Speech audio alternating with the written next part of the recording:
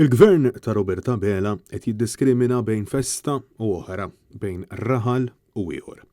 Dan kif istqarrija konġunta maħruġa mill-kapitlu tal-Kolleġġjata ta' San Pawl Nawfragu u l-Għaqda tal-Pawlini Valletta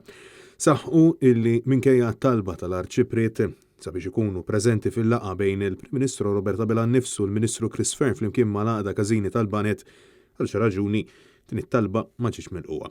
Ma saħħu li jinsabu diżappuntati li l-awtoritajiet ċivili u ekleżjastiċi ma ħarġu ebda stqarrija uffiċjali dwar il-konklużjonijiet tal-laqgħa madankollu għajre għal post fuq Facebook tal-Għaqda Każini tal-Banet illi nnotat kif il-festi esterni minn April kif jistgħu jibdew joperaw b'mod normali iżda l-festi fi Frar u Marzu se jkunu qed joperaw biss skont il-protokolli. Fis-stqarrija ġie spjegat però li matul din il-laqgħa l-Festa ta' San Pawl ma ġietx ikkunsidrata